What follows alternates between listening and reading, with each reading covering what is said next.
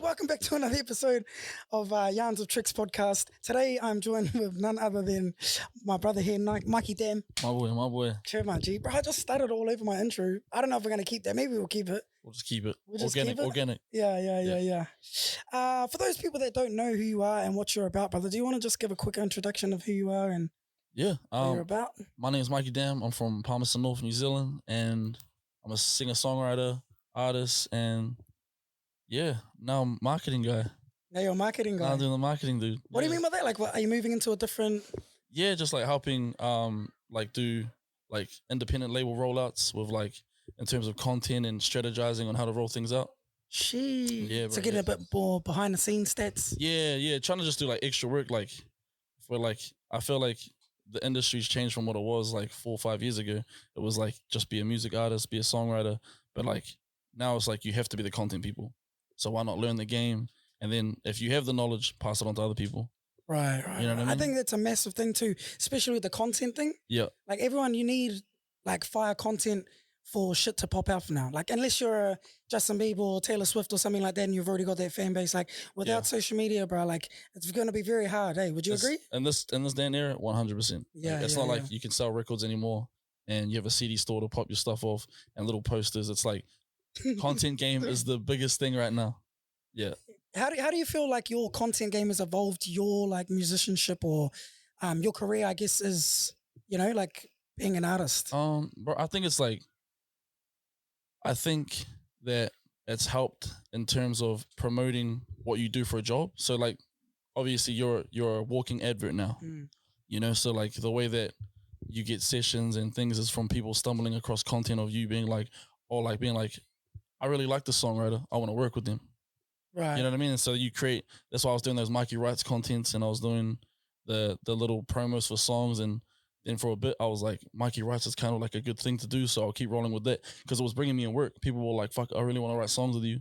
How do I, tee this up? And then so, I think it's just like prior to that, let's say 2019, where I was just sitting at home and making music, but no content. No one even knew who I was.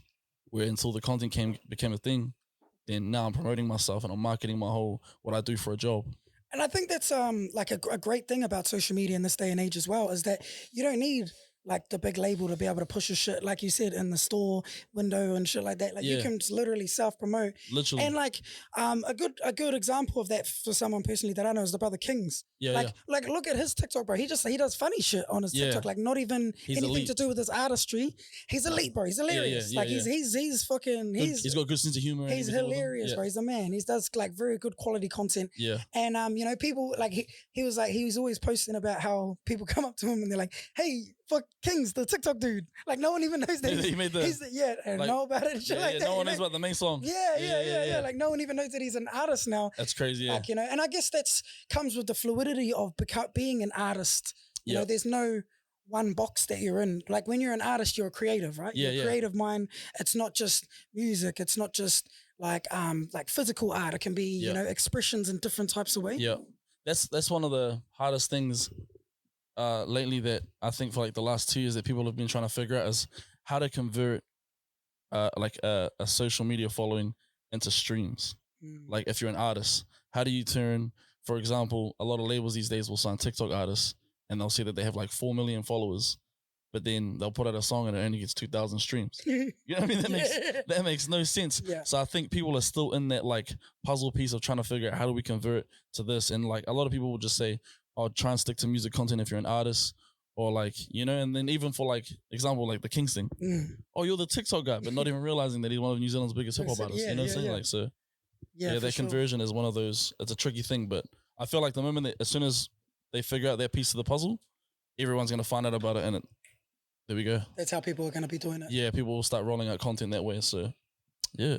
Now that's good, bro. And like even for me as like a consumer of music and a consumer of like, artists, like quite often I'm scrolling through TikTok and find people that have got fuck all following, but they just got fire content. Yeah. And I'm like, fuck. And then they've got their song playing in the background and you're like, bro, dope. Just quick. And straight away, that's me. I'm like a fan, That's all, bro. Sometimes all it takes is you just setting up a camera and just filming a moment of you playing something for 15 seconds. Bro, 9 times out of 10, that's how careers are blowing up these days. Yeah, for sure. It's literally just. And you see a lot of it too. You see those ones that post up, and the video will literally be like, "Hey guys, like this is my first video. Yeah. I'm an artist from here. This is my song playing. If you fuck with it, I'd really appreciate it if you gave us a like, bro." And then you look at it, and at the time that you looked at it, maybe it was posted a day ago or something. It's got like 30 million views. It's crazy. Straight away, that overnight it's just a blow up sensation. Yeah. That's what happened. There's a kid from New Zealand that one of my friends, like, he helped develop him, and he signed to a label in the States. But bro, a 17-year-old kid, literally, I think his last year high school was last year, but he posted on content all up on TikTok just over and over, and he made a song and slowed it down. Oh, sorry, he sped it up, so it could have almost passed as Giveon. So what he did was he posted up a video of Giveon, like just screen recorded a Giveon music video. Yeah. Put the song behind it, and everyone was like, "Holy, this must be a new release from Giveon." Oh, but this kid blew up off the song. Right. And it's crazy. Like, it's just doing things like that, like, bro. But also, that's like, to me, that's. Well, look at what's his name? Josh 685. Yeah. Look Same at him, thing, bro. Look at him, like just made a huge and bro, you know the craziest thing about that kid is that he's so humble and he's so grateful for everything that he's had, but also he doesn't care. Like, he actually, I remember hearing through the grapevines that this kid didn't even want to, like, he didn't even want this to happen this way. Yeah. It was kind of just like, whoa, did I get a big song? Crazy. That's sick. cool, man. Yeah, Let's go. That's Like, dope. Yeah. But like, this wasn't the pursuit. This wasn't the career. Yeah. It was just like, I enjoy making this. And he was really just making beats for those siren battles. What siren battle? What are You know those bikes that go around with the siren battles. Oh, fuck. That's what it is, bro. He created siren music. Yeah. Like, he became the guy. Because it's like, a lot of it's like trebly, eh? Yeah. Because obviously they don't have any bass because they're from the sirens. Just high and yeah, stuff. Yeah. But nah, yeah, bro, it was supposed to be siren crazy. music. Is that where he started from? Siren music, bro. And look, then he's got a song with Jason Derulo. Just popped off, bro. For those that don't know who Josh 685 is, he what did he do? He produced a beat. He made a beat on and then posted it on TikTok, and everyone started doing a dance to it. Yeah, and it like, super viral. And he had no label, no nothing. It was just a random kid in South Auckland, yeah, and just posted this beat, and then it became like a TikTok dance thing. And then at the time, Jason Derulo, being super smart, reckons I might use what everybody's already hearing and put it in an actual song. Yeah. And then the bro just got mad. Like, he didn't get sued, but let's just say Josh 685 definitely walked away with the upper hand. Oh, really? Yeah, bro, because his manager, he's crazy good. That's so they got him like the bag. They got him to the. So label. what? Did Jason Derulo just take it and not even? Yeah, he must have just like ripped the sound, and then created a whole nother beat to it. And then as soon as this all happened, bro, there was like all these little things happening, bro. So like Josh 685's family reached out to whoever manages Teeks or Rob Ruha's wife, because they were friends or some shit. Anyway, some shit like that happened. And then anyway, they were like, this is out of our reach. We don't know how to deal with this. Give it to the big dogs that know how to run the situation and finesse this whole thing back. Bang. Now this kid signs a deal to Columbia. And I wouldn't be surprised if it was for an M. Because, bro, that song's, it's a billion stream song. And it was #1 on Billboard. That's crazy to even get that. And to be able to... Yeah, that's massive. In your lifetime to have a #1. That young kid, bro. Bro, shout out to him. He's the man, bro. Good on him, too. Good on him, bro. That's fucking dope. And that's good that he got his fucking praise back, or, you know, he got everything back to him. They got a video with Jason Derulo, like everything happened for him. Yeah, is that the video where he's like in a skyline? Yeah, right now in South Auckland. Yeah, South Auckland. See, and they've got the sirens on it too. He kept it to him. Like, they didn't try and adjust it to make him look like, oh, let's fly him out to LA and make him look like on the Jason Derulo level. They actually kept him... Like, not on the Hollywood Hills and shit. Because that's where they kept him right in the hood, and it's lit. Like, you know, that's where he was comfortable, so... You know, it all made sense to his branding. But that just goes to show what opportunities there are. All it takes is one. Look at one moment, one Post Malone, you know? That one song that the same thing. Is it White Iverson on SoundCloud? He posted that to SoundCloud, bro. Nick Minute, fuck, bro. Everyone, bro. Was Khalifa was fucking posting it the next day. Like, he reckons it happened overnight, and that's what he had gamers. He was staying with gamers, like, so like FaZe Clan, like that sort of vibe? the big people out in LA. He was staying with, like, those were his friends, staying with them, and then on the podcast with them, and he'd just sing. Oh wow! So like, he was already getting his like audience up through like that. True. So he was building a fan base. Some of his real old stuff from when he was like in high school. One song, that Buzzy Hess shit. Yeah. I actually watched it, bro. Here's the craziest thing. Okay, ready? I love it. Okay, so call it all, brother. Okay, so I'm last week. My partner came over and she she just hates the content game. Like she just like, you know, she doesn't really like, she didn't like me doing those interviews and all that other shit. And I was just like, but you just Is that why you stopped? That's why. I told her, I was like, you're my partner and I need you to be my number one fan. Cause like you help me drive through life. You know what I mean? Yeah. So I was like to her, look, do you really want me to show you how ugly things were for people that you actually glorify now? So I went and I showed her the Post Malone video. I was like, this is what he was before what he is now. And this video here, he's being genuine about it, but this was just content. This was content to suck people in. He was being an idiot. Like, you know, he didn't really care what he was doing. And then I showed her another example of Tiger. And have you seen the one with Tiger and he jumps on that show? Nah. Bro, so the craziest shit was Tiger, like Tiger. Yeah.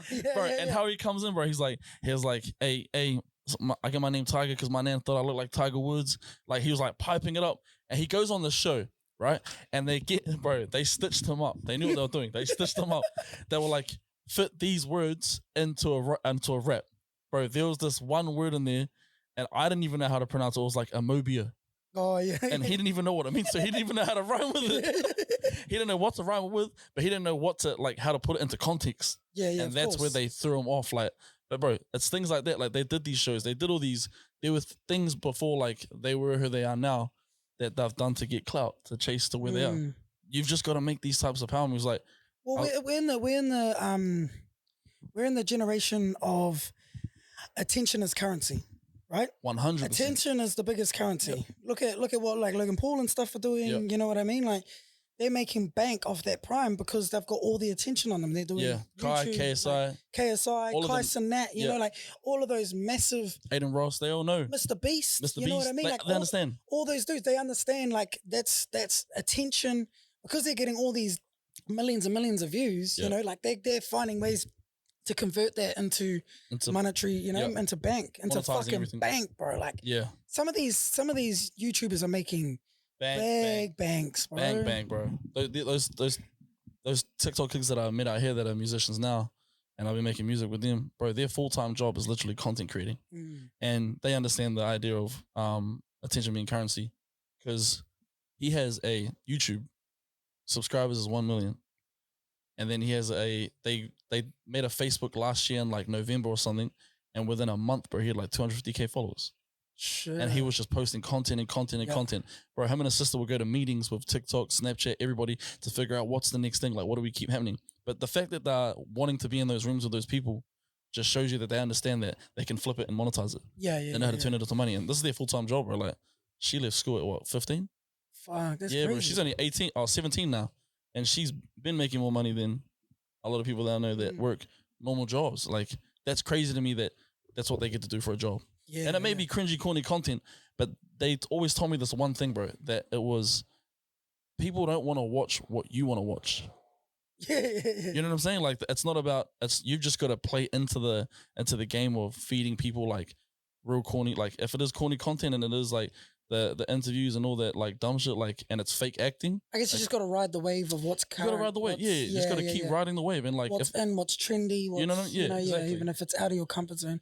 I guess if that's like the intention behind where you want to go, of course, that's exactly 100%. What you need to be doing. You can't even knock that either. I can't even for sure. Oh, that's for someone like me, like I've seen, ways of jumping on trends to be able to like boost my content. Yeah. But like for someone like me, I'm different in the fact that like I just sort of like post shit that I think is funny that I like. And if people fuck with it, they fuck with it because that's like how I want to. Like I just want to be like, I don't know. I want to be more like original, like more personal to my own self. You know what I mean? Like you don't have to change up for a personality. Yeah, like I don't want to like I might be able to do this and like blow up and get all the things and stuff like that. But bro, power to those people because they know what they're doing and that's what their intention is. Yeah. So of course, if you're trying to make like hit after hit after hit, viral after viral after viral moment, then you have to be doing things like studying those algorithms, seeing what works, what doesn't work. Yeah. They do the same thing in music, bro. Yeah, like, the big hit makers that have the algorithm and understand music in a formulated way, they recreate that music but with bigger artists every time. Yeah, like The Weeknd, Taylor Swift, those same people work on those same records. Did you watch the VMAs yesterday? Nah, but I seen it all over TikTok. Yeah, of course. Like just like that's how we consume shit these days. Yeah. We ain't watching award shows. Nah. We just watch a highlight reel on TikTok. Exactly. I'm not missing anything anymore. Like where you would miss it back in the day. Like you wouldn't have YouTube or anything like that. Yeah. You're missing it, yeah. Schools, bro, and now you know it's going to pop up everywhere. If there's a viral moment, it's going to pop up everywhere. But it did, it popped up everywhere. That's crazy, bro. So, like, in terms of the music industry, I've always been interested into, like, are you signed with the label currently? I was, yeah. You was, eh? Yeah. Because I Googled you before you came in. I had to do a little bit of research. Yeah. What was the digging? What did it? No. Just a little bit of just a little bit of something. Are you still a firm believer in faded flukes? Nah, not anymore. What did they? Not anymore. What was that in? Was that an interview that did with someone? That was Universal Music. I think. Is it Universal? Oh, yeah. It would have been. Universal Music Publishing. Yeah. So you were signed to Universal Music. I am signed and the publishing. I'm signed in the publishing end. So there's two ends. So what does that mean? Like, can you explain to someone dumb like me that don't know shit about the music industry? Like, how does it work with this whole, like, publicizing or, like, label? Like, what is it? How does it all go? So you got the master. Distributing, you know? Like, yeah, like all those things. So as an artist, like, for example, let's say 660, they're a band, they're artists. They're with a label in terms of releasing through distro for your music to get put out there in front of like Spotify, Apple. That's what a label does. They do the marketing team stuff. They're the rollout. That's the artist side of things. And then the songwriter side of things is the publishing end. So like say for me, I go into a session and I write a song for somebody. I don't get a piece of the master. I'm walking away with the publishing end. So publishing's like sync, movies, adverts, so is that like royalties? Royalties. You get royalties off that, yeah. So publishing is just the producing and the songwriting in, and then the other side, which is signing as an artist, you're just dealing with the master in. So it's like that's just the artistry, you're just the full front as an artist. It's got nothing to do with the publishing in. Sometimes labels can tie you in as as just one piece together, like a singer-songwriter. So they can take the publishing and they can take the master. But 9 times out of 10, they never get it. Like they never really, only because you're giving them way too much. Because I see a lot of like artists coming out now talking about how labels are bad, like yeah, honestly, or not bad, but like they're not for everyone. Like you should really do your research behind, and figure out get a good agent or manager, whatever. Manager's definitely a key part to the whole play. Yeah. So like, what's your thoughts on labels and? Yeah, do you need them? Do you not need them? What are they good for, and what are the pros and cons? I guess. So, I would say, for independent, we'll talk about the independent route first. Mm-hmm. So the independent route is good for like certain people that can understand how to move on their own, are willing to work hard, and like kind of just do the groundwork, which is what most artists never really want to do. You think you sign a deal and everything happens for you. It doesn't work that way, and in the independent route, it's just a lot more work. You take on a lot more responsibility. You have to be very consistent, stay on top of things. You don't have somebody emailing you, telling you that, hey, you've got this interview coming up. Hey, we're pitching for these radios. Hey, we're doing this. You have to do all those comms yourself. Now, it's not a bad thing. Why? Because you walk away with a lot more on the back end in terms of the master, the streams, the publishing. You walk away with more money. You know what I'm saying? It's a longer game for some people, but it's worth it if you're in it to just for yourself. If this is something that you're like, actually, I'm willing to invest in myself, I want to turn over all the currency myself, you'll stay on the independent route. The label route is for people that... Bro, we're having hella rubbish trucks go past and shit. I'm so sorry if you can hear that. Nah, you're sorry, go. Keep going, my G. Sorry, the label route is actually perfect that the truck's going past on the label. No. It's like... Trash. Fuck, that's a toy. Holy shit, bro. That's not... The timing of that's this, That's a toy, brother. Nah, the label route is like... I don't think labels are all the way bad. I think there's some really great labels. It just depends on who you get as like your representative that works at the label. And then depending on what type of success they have. Like, for example, me, I left the label because I just felt like I had so much to compete with. And I was little small fry. And inside the label, the biggest artist, bro. And I'm like, I don't like to doubt myself or like ever bring myself down or be negative. But come on. You gotta be a realist sometimes. I gotta be realist. Yeah, and so, like, am I ever gonna be above The Weeknd? Am I gonna be above Drake? Yeah. Am I gonna be above Taylor Swift, Post Malone, Lil Wayne? These are all the people that are on the same label as me. How do I get above them? That's crazy. Yeah. So I was like what they do is you're kind of just like the label just signed me just to be like, oh, you know, just in case something does happen, we'll just take it anyway. We'll just see where it goes. And like I kind of like felt that pressure of anxiety being like, damn, I've got to compete against these people because I'm trying to get to the top of the food chain. And so I'm trying to be at least top 50 on my label so that they support me, they back me, they're willing to put more money into me, everything like that. But because I have to get past like, or I have to try and get a song that's just bigger than one of Post Malone's songs. And that's wild to me. There's a billion stream songs that guy has, you know what I mean? Yeah. And that there, bro, was just, it felt like weight. It just was too much. And it just like killed my mental. And I was like, what's the point of even doing music anymore? Like, you know what I mean? How am I going to surpass these people? And it just became pressure. And that's a huge pressure. Yeah. So I was like, the label was... Well, it's a bit of a blow to the confidence, eh? Like, it is, bro. Like It knocks you a little bit. But labels are good for pretty much... They would always say this one term. They'd be like, labels are just good for adding fuel to the fire. So once you've already got a song that pops, they know how to make it go bigger. Right. That's their job. Their job is just to do that. If you just...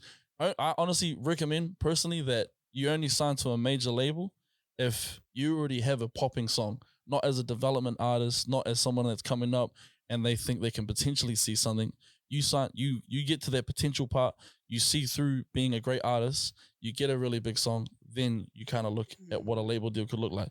And not everybody wants to make that move. I mean, Kings left Warner after he did Don't Worry About It and then came out with that what's that song? The 6 Figures? 6 Figures. Yeah. And that was independent. Yeah. And that song killed it. Cause he's got his own label. His own label, right? He's got his own label. He's doing his own thing. He's partnered with a few of the homies that I work with that are also in the independent game. Like it's kind of like a little community of like independent, like people, artists that have been working in this for years. Like even Will Singe. Yeah.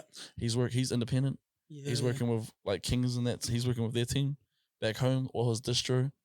But bro, yeah, it's the label and the indie route, bro, it's just depending on who you are and what. I would recommend to make sure you do your research before taking those deals. I definitely didn't sign my deal being like, holy shit, this is going to change my life. But definitely it was a huge eye-opener because for years I was told that I couldn't get a label deal.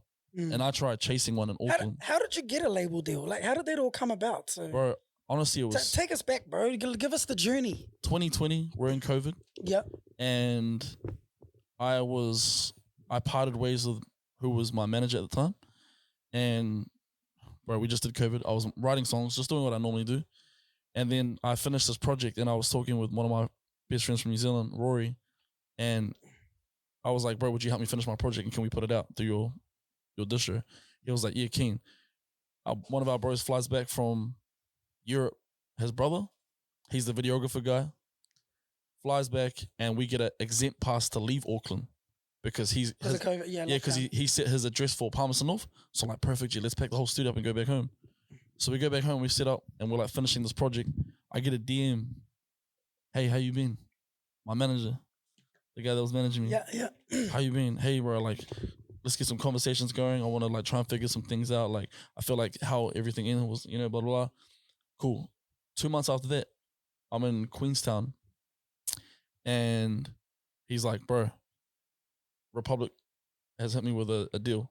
They want to like sign you, and I'm thinking to myself, nah, this is what shit. Like, you know what I mean? Because bro, it was just a huge deal for me. Because like, bro, in your whole entire life, you just dreamed just to sign to a label, and trying to get to a New Zealand label was hard. Was super hard for me. Like none of them wanted to sign me. They were like, hey, we'll take the songs that you're writing for our artists, but we don't think you got the brand. And I'm thinking to myself, fuck these dudes. But hey, it is what it is. Like, I'm just going to, leave it at that. And like, I'm not going to try and like beg these people to sign me. Sure. Yeah. And then so getting the stay true to yourself. Had to hold that down. Hold some sort of money. Yeah, exactly, bro. So like, I actually think it paid off for me because then as soon as that deal came about, now I'm having these conversations with everyone around me like, bro, I'm about to sign a deal to Republic Record.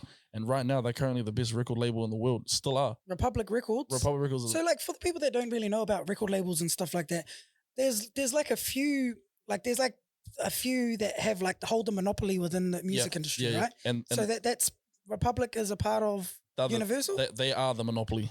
They are the monopoly. Yeah. Right. So like anything that's Universal, it's pretty much Republic.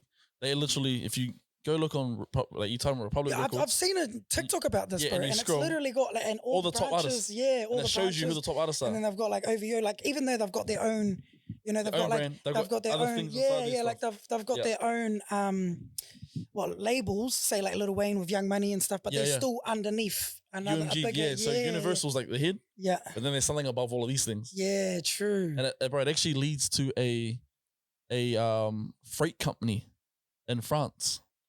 What like Republic Records does? Nah, Universal. Universal leads to a freight shipping company in France. The people that own. What's it like? So for like, is that for tax reasons or what's going on? Bro, Like, it's weird. Is there a bit of a conspiracy there? Nah, it's weird that like someone from like a whole family from like France. French people okay. So own the it dates back to and then it someone that it goes owned, to this thing, yeah. Fuck, so Universal's owned by something else. Yeah. So Universal, like that's the movies and shit too, right? Universal movies, Universal Studios, everything. Yeah, that's the whole thing. I went to Universal Studios in Japan. It was dope. It's crazy. It looks sick. Yeah. But fuck, that's insane that they hold the monopoly. Like, so Republic Records hold pretty much the monopoly of. If you think about in the last mainstream artists. If you think about in the last 10 years, the majority of artists that have been in the top 40 billboards, Taylor Swift, Drake, The Weeknd, Post Malone. Now outside of their branches like Ed Sheeran, who signed to another label, and then Justin Bieber, who signed to Def Jam, but it's Universal still. But still, these 4 artists, Taylor Swift, Drake, The Weeknd, and Post Malone. Post Malone, yeah. Like, personally for me, the biggest artists that are inside that whole chessboard. But bro, they hold the most power. I was watching a video the other night of this guy called Max Martin, and he's a songwriter from Sweden. And it showed how long his records have stayed on the Billboard for. Bro, he's had, I think it was like 32 #1 billboards. That's crazy. But bro, he did Blinding Lights. And that's Republic Records as well, right? Tied into them. Blinding Lights is the longest record to stay at #1. And then after that, his other song came up, Save Your Tears. So that's The Weeknd, right? The Weeknd has been #1 nonstop. He's the biggest artist. I can't. But it's Republic Records. I'm telling you, these guys are like bro, these guys are like They've got it. The hitmen of the industry. Like yeah. They're the mob. They're the mob. Mafia. Nothing goes. Well, that's what their song's about on Drake's album, Mob Ties. Right. Because it's talking about how this whole shit is like owned. It's all monopolized. It's owned by these certain people, and like that's fucking crazy. Bro. Yeah, it's insane, bro. But these guys are the guys, and like that's just how their team work. And like the reason that's what I'm saying. Like when you sign to a label, especially someone like Republic, if your song's already popping, they just add fuel to the fire. They know how to market it. They know how to keep it at Billboard. They know how to make you the biggest artist on Spotify. These dudes have machines. These dudes have people to pay. They just know who to go to. True, they have machines. Is that a true thing? I definitely believe in stream. Numbers? Yeah, I definitely believe in stream farms. 100%. Yeah, that's fucking. Stream farms are definitely a thing. Because I heard Tekashi 6ix9ine talking about stream farms. You know, someone hit me up about having a stream farm. Really? I was in Wellington, like maybe about 4 months ago, and I was at this event, and this I'm not gonna say no names. Yeah. But this Brody. Do I know them? Nah, I don't think you will. But from Welly? Nah, from Auckland. But you think I might know who they are? Yeah. Okay, yeah. We'll talk about it after. Brody comes up to me and goes, like, and the way that he said it was like, it was kind of like a slap in the face. Like super disrespectful? Like yeah, because he goes to me, bro, wrong energy. Apparently your songs and all your streams aren't even real. Apparently they've like either been paid for or you're paying a stream farm to do it. And I was like, that's crazy. That's great. That is crazy. I was like, that's crazy, bro. Or maybe it's just good music. That's a perfect reply. Nah, but then I was like, maybe it's just good music. But I was like, I honestly wanted to say it so bad. And I was like, it's so weird because I feel like somebody with no streams would say something like this. Yeah. And that's where this energy feels like it's coming from. Okay. You know what I mean? That's what it felt like to me. I was like, how many streams you got then? Bro, but you know what I said to him? And like, bro, that's what I said to him. I didn't say that, but I was like to him, wait, but let me know. Like, I'll suss you a stream farm. Got him. Seems like you need it. Yeah. Also, it's an artist. Another artist. It was another artist, yeah. Fuck, that's pretty rich. Like, let me know that if you want me to suss your stream farm, I'll got you. How big is Tall Poppy in NZA? That's horrible. That's a very Tall Poppy-esque thing, eh? Yeah. And it's a massive thing, bro. And it's the worst, bro. And I don't know where it comes from within our culture and society in New Zealand, but it needs fucking addressing, bro. Everyone knows about it, but everyone still continues to feed into it. It blows my mind, bro. It blows my mind, bro. It's always those ones closest to you a lot of the time. But also, some ways it's like a yin and yang situation. It's like it plays into it because it's like, oh, these people think I can't do that. Yeah. So you want to prove to people. Fuel to the fire. Yeah. Where I imagine you had just yes men around you the whole time. Yeah, for sure. You know what I mean? Sure. That would be kind of like a little bit more annoying. Like you'd just always be confident, and then you get put out to the real world, and then people in America will just shut you down. Yeah. But I feel like it's a horrible thing, but it's also like a lot of the tall poppy. I kind of just use it as fuel the whole time throughout the whole of like coming up. Like, you know, obviously people saying that you can't do this and this is impossible, especially coming from small towns in New Zealand. Not even ones that are like. That's another thing too. Small town syndrome. Small town syndrome, bro. It's crazy, bro. When you come from like very small towns, the mindset is built for that city and the size of it. You know what I mean? Yeah. So they don't know anything further than that. And when you go to Auckland, it's kind of like if you're a small town person, you think of Auckland, you think New York. Yeah. It's like, it's crazy, and like you go around, you start getting like, when you start venturing out of your small town and you meet people from like Auckland and shit, and you're like, man, these people on another wave. You know, like their mindset's like beyond, bro. Like they're like, you know, they're keen to like run up all sorts of different other shit, and like, fuck, man, that's the sort of like energy I want to be around. And then you sort of outgrow that, and then you know, like even coming over here is the same. But the moment that you start to outgrow it, that's when the tall poppy seeds. No, you can't go above this, bro. You can't be above this. Like you're not that guy, pal. You're not that guy. We're all here. You're just gotta stay either below us or stay on that same level. Yeah. So I feel that like it's how it goes, and it's one of those things. But I guess that like, man, that's a positive way to look at it. But I think unfortunately for a lot of people, they don't have that sort of mindset to have a strong mindset to be able to be like, okay, I'm gonna prove you fellas wrong. I'm gonna, like, you know, so a lot of that can be really like discouraging to a lot of people, you know? Yeah. Some people might get that feedback from people around them, people that they know, and be like, fuck, man, really? Like I'm ass. You know? Man, I suck, bro. Like, have I just been like, am I all shit? You know? Like, so like, it's sort of like you got to find that perfect balance, like you said, yin and yang, of being self-aware enough to be like, use it for fuel, but then like not let it take you down, you know? Sort of stay in the middle there. You don't want to, because you don't want to be overly like, I'm the fucking man when you ain't shit too. You know what I mean? Like, there's definitely been a few people that I had that in New Zealand that I've seen, and I'm like, damn. Wow. That's crazy. That shit crazy. Really? You, brother? But hey, I'm not going to knock it. If that's what you believe, I feel like, with it, good on you. Good on you, eh? Like, power to you, brother, if that's how you feel. That's how you feel. But I mean, you're going to come to a crossroads real quick if you keep that mindset and exactly. Don't find little lessons. But anyway, let's go back to what you're talking about, how you got signed. So the manager calls you up and you're like, sup, brother, Republic Music. You're like, fuck, shit, this is going to be life-changing. Yeah. So I saw him in Queenstown. He's like, so this is what the deal would look like. We're going back, bro. It takes quite a few months to go back forward with a lawyer, your manager, you, and the label, and their lawyers. So it's all these little back and forths. It doesn't just like that. Hey, you happy to go here? Your manager's job is to make sure that you're signed into something that is fitting for you. There's an eject button for you to just exit, and like all these little things. Like there's all these little things that have to be put in play, because those contracts have like section 3.7000 states that. You know what I mean? Like all those little things. And they use like those real jargon terms to try and like maneuver you. Words, bro. Bro, I didn't know what perpetuity meant until those contracts. Yeah. What does perpetuity mean? Can you spell it? Perpetuity. Use it in a sentence. Perpetuity is like for life. All right. But like, you know, that doesn't sound like sounds like a peaceful word. Like permanent. Hey, it's like permanent. Yeah, it's permanent. Permanent. Yeah, but it doesn't sound like permanent either. Like it doesn't sound like perpetuity. It's locked in. Like it doesn't sound like jail. No. It doesn't sound like for life. To this day. But perpetuity, yeah. So it's like you have your manager go through things like that. Your lawyer is telling your manager these things. They're going back saying, hey, they want to get rid of this, and this, but we'll replace it with this. Like there's all this bullshit. Okay, straight to signing day. I'm in Palmerston North. We're back in another lockdown. So I'd left Auckland. I'm in Palmy for about 3 weeks. And then... So is this like nearly a year after... Because like we had a lockdown and then we went back into lockdown but like maybe like 8 months later. Yeah, but I skipped Auckland. I left. Yeah, and you know how like everything... I went back to 06. You know how everything outside of Auckland was just all good? Like even though there was like kind of regulations and all that stuff. Like, but there wasn't. Yeah, I was at a strip club. Like the red zone. Yeah, I went to the strip club in Wally's with my cousin, and that was like, you know, you've told me this story. Yeah, I won't say it on the podcast. No, that's wild. Should I say it on the podcast? Nah. Trying to pull me out like that. Yeah. Nah, but yeah, like. Hope your missus is listening to the. No, I'm joking. I'm But, joking. It's not that bad. I just made it sound way worse than it was.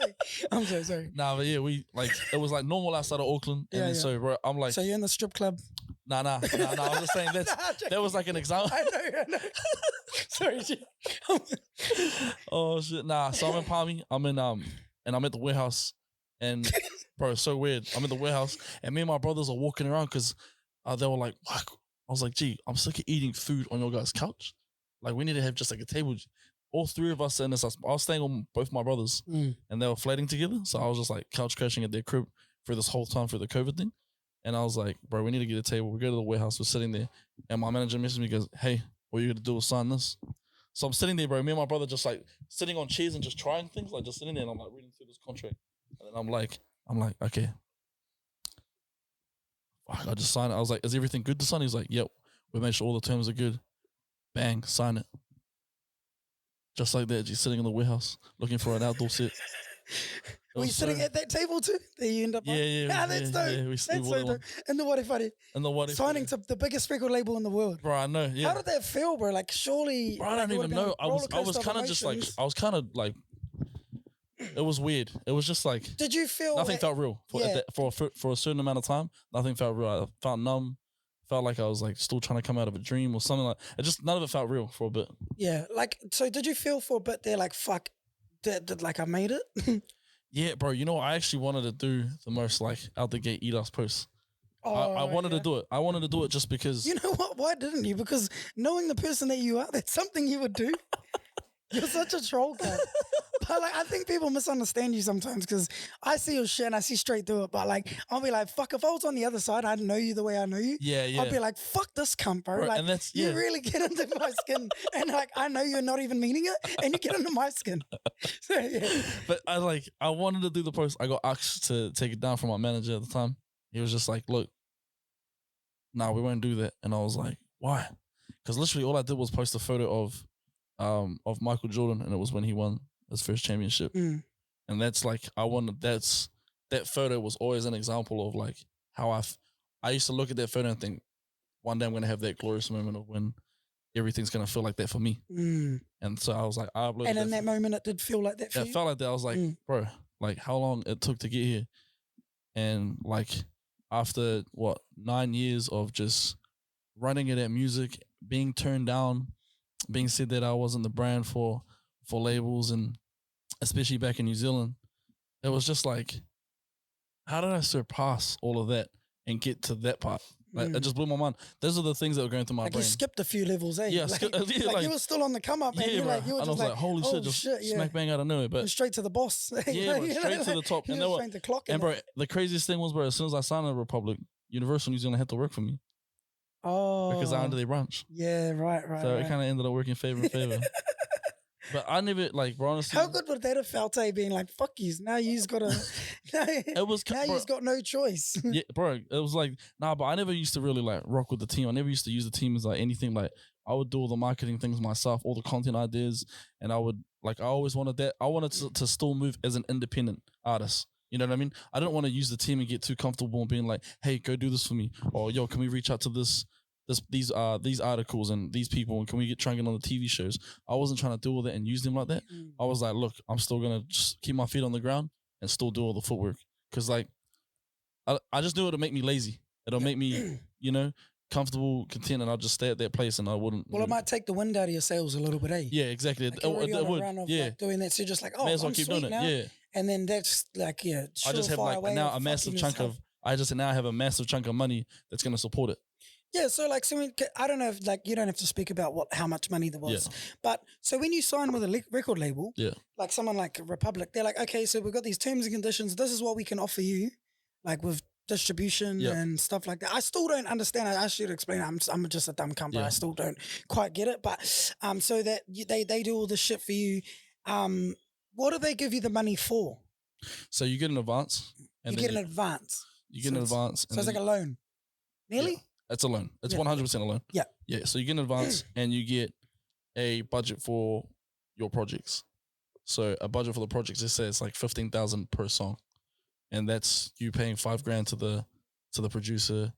So $2,000 to mix and master, all that type of stuff. It comes into the artwork, and then Then there's marketing money. So it's all separate from that. So you've got what we'll pay for the records, and then every time you get a release song, there's like, let's say another 10,000. And they'll pump that into like sorry. Just I didn't mean to cut you off, but just so I'm understanding this. Is there like, do they tell you exactly how you're meant to spend? So they're like, oh, this 10K is for this marketing, or do they just give you the lump of money and be like, you figure it out?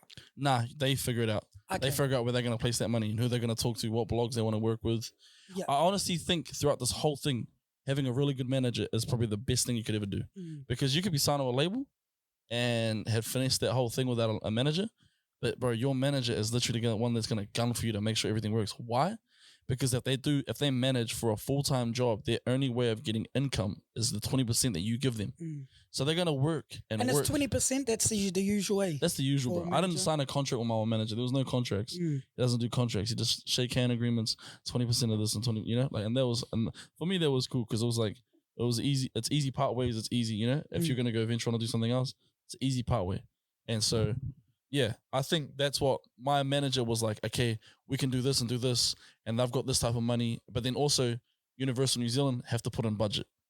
How good is that? Yeah, bro, it's crazy.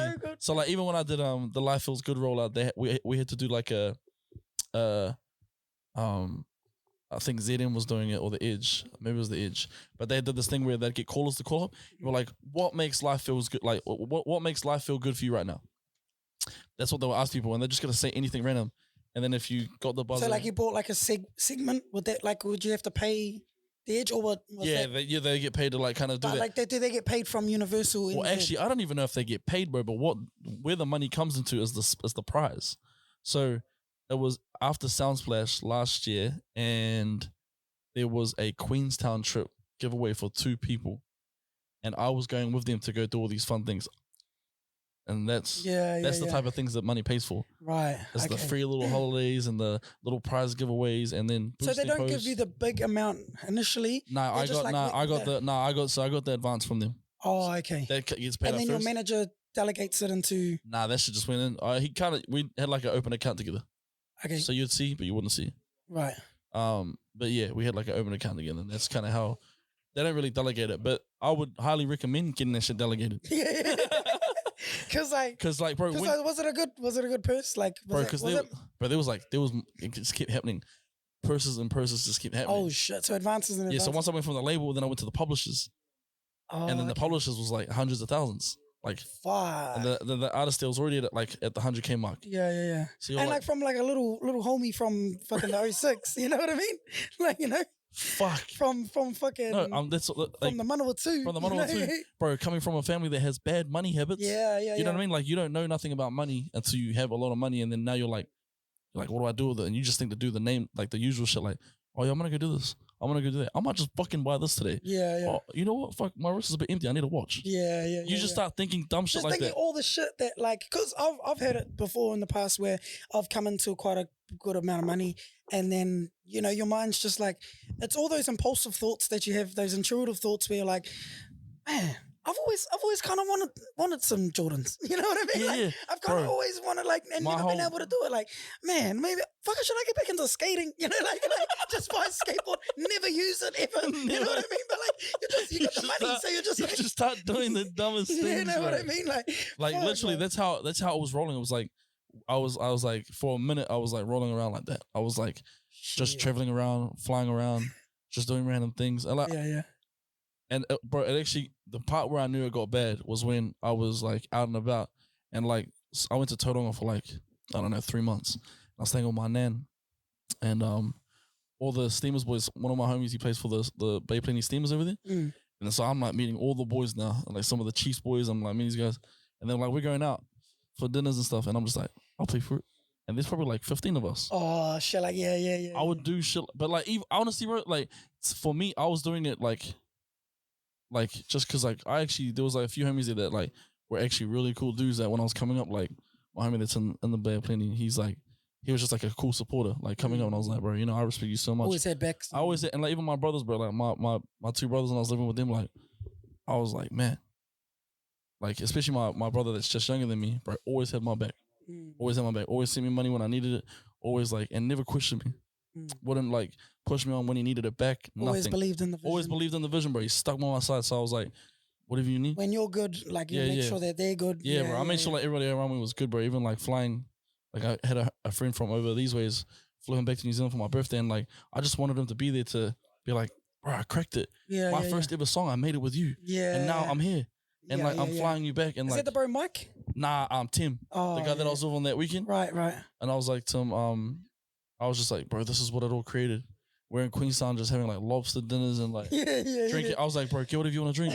Bro's out here trying to order beers, bro. We're at a cocktail bar. Bro, get some cocktails. Let's get crazy, bro. Like, like you know, we deserve it. Some bro. Remy Martin or some shit. We deserve it, bro. We deserve it. And like, you know, and then after a while, I was like, damn, this is like all adding up now. Yeah. We need to start thinking about this. What are we gonna do with this, and how am I gonna maneuver this to make more money? So like, you start thinking about these things, but you want to think about that part at the start. Yeah. How do I turn this? Like the most key thing that I should have done right at the start, should have the bet, buy a house. Yeah. First thing I should have done. Well, just try and get some sort of an investment. You know what I mean? So you've got assets. You know what I mean? Yeah. Passive income. Spend 50K, put that 50K back. Now you got money. Just continuing. Yeah. Yeah, but it was kind of. It still it's was. crazy though, because like we don't learn any of this shit in school. You know what I mean? Like we don't fucking get taught like about equity and like how assets work and how depreciating and shit. Like you know, you don't get taught that until you come into a bit of money and then you fuck up. You know what I mean? It takes for you to fuck up, and then your accountant tells you, brother, you need to sort this shit out. You know what I mean? Like, your shit is out the gate. Your shit is out the gate, bro. Like I can only pull so much strings, and you're like, you know what I mean? Like until bro, these bills are gonna get hefty. These bills are gonna bro, 100%. And like fuck, I think that's a real major thing, especially coming into money, or even just the person, someone that wants to make themselves a little bit more successful. You got to have these, like you got to start thinking about these things, start having conversations with people that are in those positions to try and help you to get, you know, like accountant is massive, bro. Accountant is huge. Getting the right accountant is super beneficial. Definitely a first step you want to take. First step, bro. Before you start spending, talk to your, you know, because accountant, how much you can spend. When I first got a little bit of a lumps of money, I spent it all, and then I went to accountant, and he was like, you know, half of that was meant to go to tax, brother. And I was like, oh shit, I don't know, I don't know anything. I'm not the criminal, you know, but I ended up having to pay it back, like make up for it. But you know, that was a big slap in the like, you know, I was like, shit, maybe I would have made a few more different decisions if I had known. Yeah, because like there's a way to make it work for you. Accountants are there to make money work for you. For sure. For you to have, and it's all legal. Like they're all like it's all. They just know the loopholes. They know the loopholes of how to get your tax back and pay you back. Get your money working for you. You know what I mean? But so you're fucking out there buying lobster dinners. It was crazy. Money was doing good. Life was wild, and then I was just like, bro, you can't live like this forever. Like you can, but you don't want to. It's just an unhealthy lifestyle, and it's just not sustainable, bro. It's not. It's almost like an unmotivating lifestyle too. It is, bro. Like you fall off, and you don't want to be like. I wasn't even like doing the music, nothing. Like I was just off in my own little world of like, yo, I've always wanted to do this, but then not doing it the right way. I think coming up with not much, you know, in small towns. Like, you know, not saying that you did. I don't know. Yeah, it definitely pays a part. But I think, you know, when you come up and you've had nothing your whole life, you just get a little bit of money and you're like, man, I'm just gonna do all the shit I never got to do. I wish I could do. You know, you're in there buying fucking toffee pops for no reason. Like I'm gonna have lunches that I never had in school. You know, exactly. Like just dumb shit, and I'm like, it all adds up. But go on. Yeah, it's like I feel like the best thing you could do is have the right people around you that understand money. Not even just an accountant, but comes down to even your friendships. Like, you know, having the right people around you to talk with about, like, you know, people that are already investing in things, or people that already own houses, and people that already do understand how money can work for them and not have to work for the money. I think that having that as a surrounding is like another good trait, and just positive people, like, you know, because when you're too sucked into this whole party life thing, your life is not going anywhere. If anything, you're going to pay for it in a few months with a whole bunch of like mental health issues. Yeah, for sure. Health issues. You're going to be a little bit more overweight, all that other shit. So I think it's really important to get yourself around some people. And that's not to say, like, you know, the breathers that are out here just working 9 to 5s, like, you know, like get rid of them. It's just like, get yourself in a position, get you around some bros. Like, I've even got a few bros that I know that own businesses and stuff that I quite like talk to that tribe, because I'm getting into business and stuff this year. Yeah, just getting their ideas and what happened with them and stuff like that, because, you know, like instead of going into it and just making mistakes, you know what I mean? And then at least with that, when you've got the information and you've got the knowledge, you can pass that on to your bros that are doing the 9 to 5 to be like, hey brother, you can be doing this. You know what I mean? Yeah. Like it's a snowball effect. Nah, I mean, bro, that's like kind of the thing that I've been like infiltrating over here with some of my friends, like, you know, just trying to like stay on top of making like hella boss moves, you know, like making money work for you. And so I've been like drip feeding it to like a few of my homies, and I've met a few people that own a couple of businesses, and then I'm like, oh, like people that will have contracts.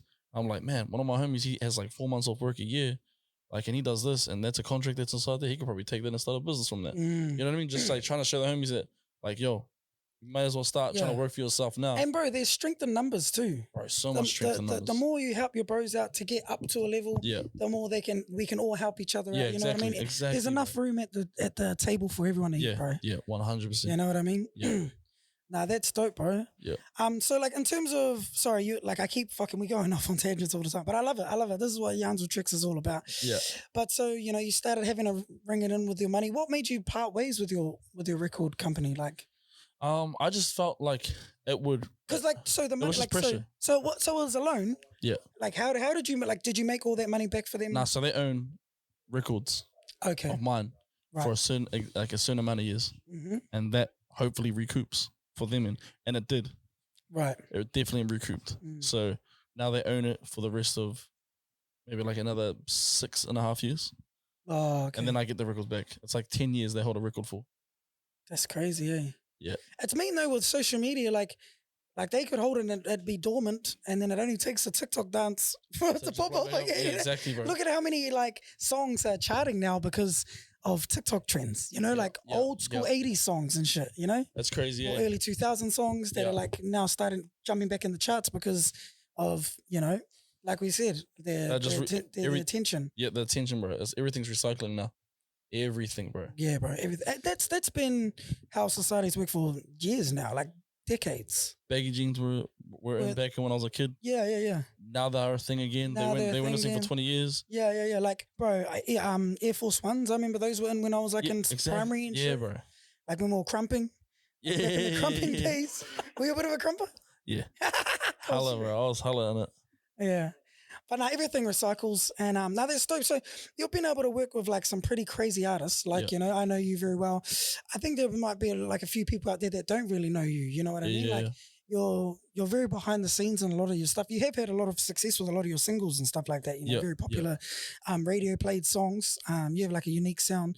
But like now you're more of like the behind the scenes. You wanting to do publishing stuff, you said? Well, a bit of both. Like artists here and there. Like maybe a project for like people that have followed me for my own music. Yeah. But also, because you're a machine, bro. I came and hung out with you for a day, and we like banged a song out, and then you banged out another song, like, and you're like, bro, I've just got a catalog, bro, of like just hundreds and hundreds. Yeah, bro. You just make songs up like all the that. time, bro. It's just to keep, bro. To be honest with you, it's just to keep the tool sharpened. Yeah, for sure. You know, because the moment that you start taking too much space from it, then it's like everything changes every day. So you got to keep with the times of what's happening, what's relevant, what's cool. I feel like you got to stay in that. Like I'm a creative, you know what I mean? Like I like entertainment and comedy and stuff like that. So when I'm out of my creative flow or creative Can we vape on it? Yeah, of course, bro. I've been vaping this whole time. You see me? Nah. Fucking vape up. I was like, fucking probably hanging out. Hey, fucking a whole hour. Fucking can't believe this shit. Yeah. Vape up. We're just gonna take a quick vape break, everybody. Here's a message from our sponsors. I'm joking. We don't have any sponsors yet. But we're open, partner. We're open for anyone that wants to sponsor it. Nah, so but like you know you do a lot of writing for like you've written like a lot of really popular songs. So you've written Not My Neighbour from Niko Walters. You've written a few Stan Walker songs, couple or just one? I think it was two. But one that I'm like mad proud of. Which one was that? Mate Mate. Oh, yes. Definitely like rapped. I'm rapped that he got it. Like, so it's the craziest, like, bro, buzziest story. Check this out. Yeah, I love this. This is where it came from. 2017, right? Sony flies me up to Auckland and they wanted to do like a meeting. Like, I want to see what Mikey's like. And they do this thing where they check and they see if you're star quality. Anyway, I didn't pass the check for sure. They're just like, nah, that ain't it. The music's it, but nah, that ain't it. Yeah. All good. Sweet. Hey, what are you guys up to tomorrow? Jump into a session with Stan. Sweet. Rory goes in, my homie, he's my producer at the time. And he goes in and produces for Stan, and we're trying to make something. And I'm in there as a writer, and I'm thinking, so at that time, I just didn't know Stan like that. So in my head, I'm thinking, holy shit, I'm in the studio with Stan Walker. Yeah. This is crazy. Stan Walker's probably like the most famous dude from NZ. He's everyone's cousin. Everyone wants to know Stan Walker. Like he's like, that guy. What, you know Stan Walker? Like, you know, he's that guy. He's that guy. He's bro, like he's like another representation of the All Blacks. Yeah, for sure. You know what I mean? For sure. Like yeah. He's like in that caliber. Like he's that caliber. But I'm like, I'm there, bro. And honestly, bro, honestly love the bro, but fuck, the song that we made was so horrible. It sucked. I don't even know what I was doing suggesting ideas, bro. I should have just been told to leave the room. But like, I don't know what I was up to, bro. And I was just like, I remember leaving the studio and being like to Rory, man, hopefully he releases it. But bro, if he did, that would be the biggest stitch up. Bro, did he? No, he didn't. Obviously. Nah, he didn't, bro. And then for years, I just kind of had this thing on my... Did you feel like shit too? Like I did, going bro. in there like, damn, I'm in the studio with Stan Walker and I'm like writing on, and then you fucked it. Did you feel like you fucked it? I feel like I fucked it. Yeah. For years, bro. I always weighed on my brain, bro. And then when I moved to Auckland, we'd kind of just like see each other and be like, oh, you're super late, you know? But it wasn't like that. Like he still didn't even know what I was up to. I was kind of just this dude that was like in Auckland. I seen you from Palmy. Now you're in Auckland. Crazy. Like it was just weird, bro. Like, so, and then it wasn't until like then I went to Homegrown 2021 and I bumped into Towers. Yeah. And he was like, oh yeah, bro, now me and Sarah, we're here for Stans. We're gonna walk out with the flags when he goes on stage. I was like, oh, Stan's here. He's like, oh look. Bro, I'm there, and my brother sees Stan. He's like, "Gee, do you reckon he'll let me take a photo of him?" I'm like, I don't know. Can I ask him? Yeah. I was like, I don't know him like that. And but like, was he like, it's me or bro? Like, so my brother was like, but like, I thought you were in the industry. Yeah. It's not like that. Can you write a song for him? They never got released. Bro, we did that, and then I was like, I literally just had this moment, like, hold up, I've got this song in the Dropbox link. It was, I either wanted to give it to him or 660. My first bit was 660. And I said it when I made it, that I liked the song and I loved it, but I just didn't feel like it was for me. I felt like I portrayed the story right and I delivered what I was supposed to deliver, but this is for somebody else. And bro, I ended up telling Stan, I was like, bro, I want to send you the song and like, I want to get your thoughts on it. And if you like it, I want you to have it. Like, you know, it's all yours. It'll probably just sit on my laptop and that's it. End of days. But I'll send it to you. And he's like, sweet, bro, give me a buzz on blah, blah, blah days. Bang. I'm at my brother's house and I'm literally counting down the days because I'm like, nah, maybe 2 days is a bit too early to message. Yeah. 3 days now, I'll message him in 4 days. So it comes around and then I'm like, hey, bro, here's that record that I was telling you about. Let me know what you think. And I heard nothing back for half an hour. And he must have just been running it back. He was like, brother. So he's seen it. He goes, brother, I love this. I want it. I just played it to my partner. Bro, we love it. I want it. Like, let me get something done to this. Yeah. I'm gonna send this over to the boys now and let Maddie Sagrove, let them know that I'm gonna cut this. Like, I want to record this.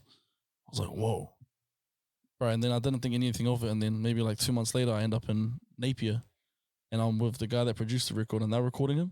And they were like, bro, come over. If you're in Palm, you should come over and stay for the night.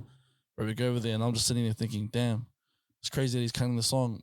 Cutting the song is one thing, releasing it is another thing. So like, you know, even though he wanted the song and he really loved it, like I felt like I had to get through him, and then the label would be like, oh, we don't know if we want to put this one out.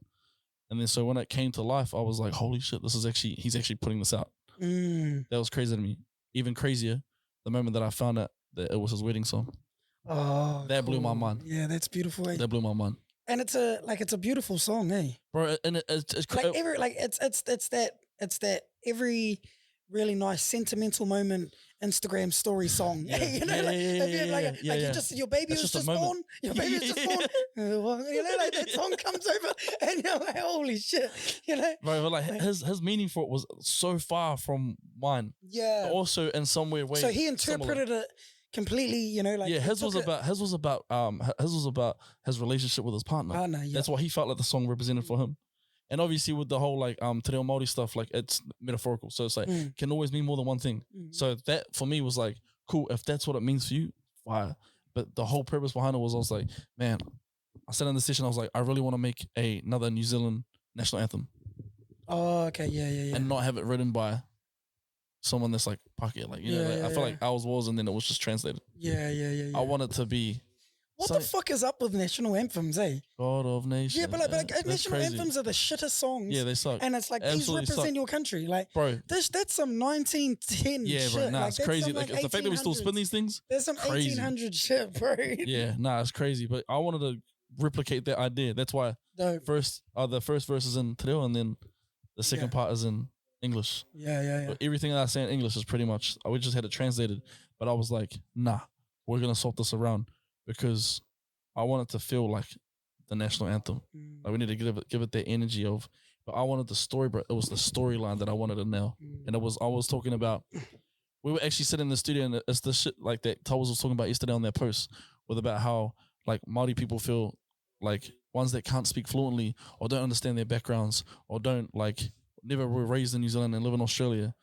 They all feel so distant from themselves or from their culture, and they feel like they can't even say little small words because they feel like they're kind of disrespecting the culture. And that's crazy to me. Yeah. But I wanted...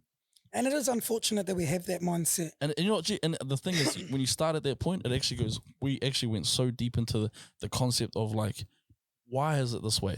Why do we feel this way? Bro, you wind back, like, I was thinking about how, like, my old lady, bro, she hated going to Marae's all the time. She hated going to Marae's, anything to do with, like, Māori events, and like, I used to think, this bitch, like, you know what I mean? That's crazy to me. Like, why are you putting that energy onto me? And then I realized that it's actually not from her. It goes deeper than that. Goes deeper and then deeper. And then you end up at colonization. Yeah, for sure. That's where the whole thing just... where it comes from, yeah. And it just... That's where all the pain, where all the... Everything comes from. It's like always deeper than that, yeah. So like, I can't... We don't blame them. Because they were like, you know, Māori back in, you know, the 70s and whatever it was, they were ashamed, you know, like we were treated like, you know, lesser people. So we didn't want to like front that. Yeah. And then now you've got the revitalization, which is amazing, love it, and it's a beautiful thing. Like, nothing bad to say about the revitalization, but you've got the odd hard ass that was grew up in kura kaupapa Māori, grew up with it in their households, and they, you know, like, they've almost got like a superiority complex in a sense, you know, because they're like, oh, you don't even know, like, you know, like, I don't know. But it's only a small minority. I'm not saying that to all Māori speakers out there, because I know there's a lot of us that are pushing, helping tautoko and giving awhi to those that can't speak. However, there are the small minority, and it only takes one person. Takes one. It's one person to knock your confidence in that area. Yeah, and bro, it doesn't just knock one, it knocks heaps of people. Yeah. But it's like, that's still like infiltrating. But it's like, I remember like when I was having this conversation with Towers, like, there's this presence that I feel when I'm around Towers of like, I feel accepted. I feel okay. Yeah. And that's the kind of He's thing. a beautiful man. That's my cousin. Yeah. That's my cousin. Yeah. From the Roaders ways? Nah, from Mustard and Ways, so my dad's side. Crazy. Yeah. From the Wairarapa. Yeah. Yeah, gee. So yeah. Shout out to my cousin. He's a beautiful man. Bro, peaceful dude.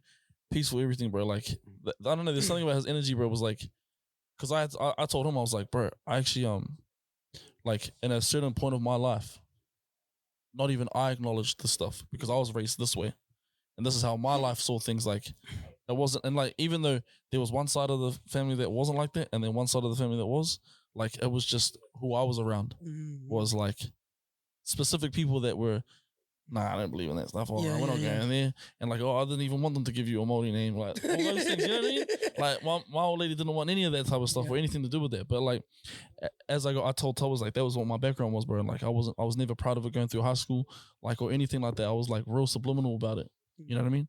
But now as you get older and you start to realize that actually, no matter what, it's like always going to be a part of you. And I feel like it was kind of like a weight lifted from feeling accepted and feeling like, actually, why are we not pushing this? Change my mindset, flip the whole thing around, and like, now, bro, I've never been more involved with all of this stuff than ever. Like, this is like, bro, this is the most involved. Do you know what the amazing thing is as well? Is that it's never too late. You know what I mean? And bro, that's what that's why I started that thing. It's never too late, bro. It's never too late. It is. It's never too late. Exactly like how you said. Sorry, bro. Are we all good with the heat and stuff? It's sweet. Yep, sweet. Sorry. Sometimes my camera overheats, so we're still on low budget around here. But yeah. So like, it's never too late to start. And I think a lot of people that are in that sort of on their journey or in that sort of, they have that sort of mindset. Yeah. They're missing a piece of themselves because You know, like it's a bit of self-discovery, you know? Like we're all trying to understand ourselves and where we fit and what our purpose is in this whole crazy world that we call life. And it's beautiful, especially when you get those ones that do come back. And and it's never too late. Nah. But anyway, what were we talking about? We're talking about the Stan Walker thing. Yeah. Yeah, so you've written for Stan Walker. That's a very popular song too, eh? Yeah, bro. Like, that went really well. It still does well. Yeah. No, to this day, it's a beautiful song. And like, bro, even one like, of his best. One of the bro, another beautiful memory that I had with that was like seeing R.I.P. Sean, but when Paige posted it, like her process of going through it, and she used the song. That for me, I was like, wow. Yeah, that's like, crazy. Because it's a specific thing to choose that, and so that's what it was. She must have had this is what the song meant for me as well. It was the relationship thing. Yeah. And so, you know, like how fulfilling does that feel as an artist to know that things that you do impact people in that in that deep of a way?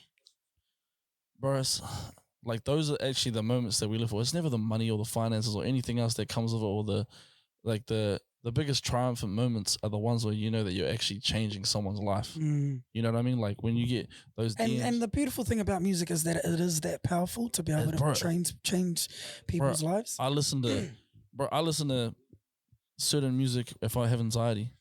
I listen to certain and those anxiety the music that I listen to anxiety is like records from like, you remember Solid Gold Radio back in the day? Yeah. Solid Gold. Fuck, where did that go? Hey, that was just bangers, bangers, bro. But I would. That's like the breeze. Hey, yeah, the breeze. It's the breeze now. It's the breeze now. Oh yeah. So that's what the breeze is. So it used to be Solid Gold, but I listen to music from that era for anxiety, and then I listen to like R&B music to if I'm like, you know, like for love stuff. Yeah, and feeling really lovely about your missus and stuff. Yeah, and then I listen to other certain like disco records to build like a sense of like happiness or something. You know, there's always a relation for it to. You feel some way with certain records. Right. And that's literally what music does. And on top of that, I feel like music also connects relationships. I remember I had like a little group chat thing with Jordan, The River, and Spike from SWIDT. Yeah. And they were like, Jordan was like, bro, send me your gym playlist, bro. Mine was cat. Like my whole thing was horrible. Compared to this, his selections are detailed. So is Spike's. And I'm like, I don't really pay attention like that to music like the way that they did, but bro, this whole playlist of love that Jordan sent me, I was like, bro, this guy had it right on the nose. These are songs I've never even heard before, but bro, it made me like low-key actually like look at him like, actually I fuck with you here, bro, because you're actually judging by your music taste and the way that you take, like you look at it super particularly, like you're picky, and I love that. And I don't know, there's something about it that was like, I don't know, I fuck with this dude after that. Like, you know, I didn't really know him like that or anything. Yeah, but that's the sort of like strength that music has. To be able to bring people together like that. Bro. Yeah. Like you can tell a lot about a person by their music choices. Yeah. And Jordan, he's bang on when it comes to music. Bro, bang on. Like stuff. He's that dude. Like honestly, I've always told him he'd be one of the most elite A&Rs in the world because like he's picking out the bullshit. He's definitely choosing people that have really great talent. And like, I mean, in this day and age, I still reckon he'd win with his ideas of choosing artists. Like, he'd just be such a great A&R. What's an A&R? An A&R is, I don't actually, I full forgot what the title of it was. But what they do. Yeah, an A&R is like a label rep that goes out and they're like scouts. Scouts, right. They're like scouts. They do label inside work, marketing work. They scout ideas. They scout artists. They scout music. Like they're pretty much just scouts. But he'd be a good scout. Yeah, that's a great scout. He would be. I think he'd be amazing in that stuff because his music choices are always on. Yeah. They're always very, very on. So like, bro, you've written, so I don't know if I can cut it out if you don't want to, but you've written like songs and sent them to Justin Bieber, right? Yeah. I remember you sent me a song to listen to, bro. And the crazy thing was like for me that I'd never heard, because I'm like, I'm just a consumer of music. I don't know. Yeah. The artistry, like as a singer-songwriter, like, bro, when he showed me the song, can I leave this in? That's fine. Yeah, for sure. When he showed me the song, it sounded exactly like Justin Bieber, but it was you singing. Yeah. So you were like, bro, like I need to mold myself to the artist that I'm trying to write for. Yeah, exactly that. That's that for me. I found that to be like mind blowing, bro. And like it literally sounded like a Justin Bieber song. I'm gonna play it right now. What was it? Which one? What was that? Justin? Oh, Prayers. Prayers. Yeah. But you cater because it sounded exactly like Justin Bieber. It was crazy. So the people that I was working with for that were like people that are already on his team. Okay. And so they know hits him in the studio. I feel this. So he likes these types of notes. Right. This is his key.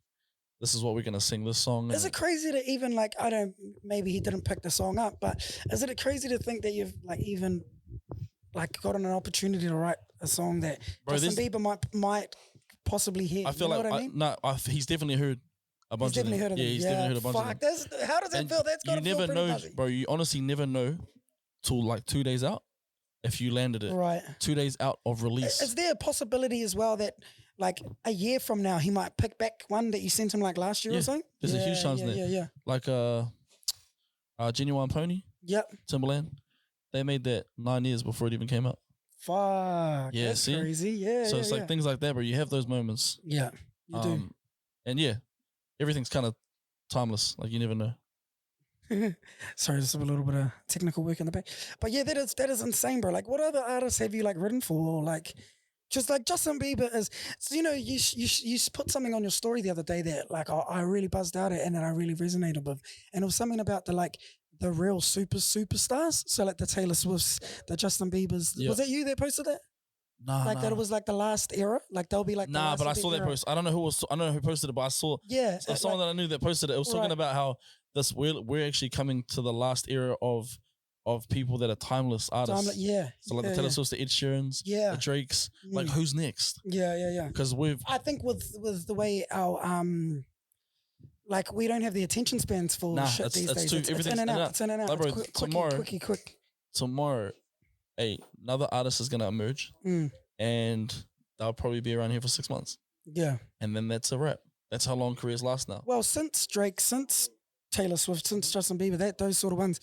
Who really? Maybe Post Malone, The Weeknd. Post Malone's definitely he's in the timeless. He's in the timeless thing, like, The Weeknd, but The Weeknd, yeah. I don't know, like.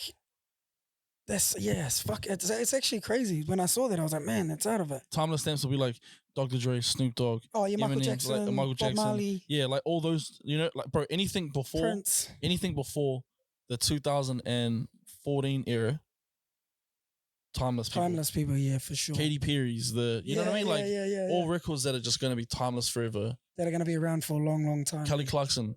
She's going to be timeless. Yeah. You know what I mean? The Backstreet Boys, NSYNC. Justin Timberlake, timeless. Yeah. Red Hot Chili Peppers. All those, exactly, bro. Yeah. Those are timeless artists, but it's like social media is just rinsed it, everything, bro. Well, because it's rinsed our dopamine receptors. Yeah. Now we're just looking for quick fixes. Exactly, bro. I was like, bro, I find it hard to watch a movie these days. Bro, same. Like, I'm like, I want to skip this shit, bro. Like, it's filler. Like, you know what I do, bro? And this is like, it's probably one of the most annoying things ever. I actually watched the last episode of something, then I'll go watch it again. So I know who's dead now. I just don't know how they died. So that's the only exciting thing that I get of it. But I just want to do like a whole. I just want to know. That sometimes works though. You look at like ones like Breaking Bad, like Game of Thrones. They'll show you what happened at the end of the episode, and then it runs it back. And then you know. Bro. I don't know. My attention span has definitely done that. Yeah, it is. It's hard, bro. It's hard. It's hard to try and stay relevant in a society where it's moving quick. It's just you're in and out. That's why, like, bro, I was explaining to Towers was buzzing out yesterday because I had to whiteboard. Or not even yesterday. It was the day before. I had to whiteboard everything. I was like, okay, this is the idea of what we want to record. But in the first 2 seconds, if this content isn't popping, someone's gonna skip this. First thing we do. It's never too late. You gotta like. That's the hook line. Gotta capture their attention. What I'm doing is I'm going. It's never too late, but you're not giving them an answer. You're just saying it's never too late. That's it's never too late for what? Yeah. But you got the first 2 seconds, and then the next 5 seconds will really direct if they're willing to stand. So you've got to just do all these things that just keep people hooked. But stories, I feel like stories always go as well. Like people telling stories on like TikTok. For some weird reason, bro, I've watched people talk like 2-minute stories on TikTok. Yeah. Because I've been so hooked every time. Does it usually have a Subway surfer underneath it? Nah. You know how bad that shit is now? You know, we can't even watch a fucking video without having to be like a little bit of a dopamine hit of watching the Subway surfer. That's the car? Yeah, bro. The cars from GTA. They're going down the ramp. Did he make it to the end or not? Bro, that's insane. See, the things that we're doing. Like, I honestly, when I watch those videos, I think, I'm not even hooked into them. I skip them because I know what it's doing for my brain. I purposely skip it for that one reason. Yeah. You know, but so I've been trying to take little moments of like like recovering my dopamine by like being off my phone, trying to be present in the moment.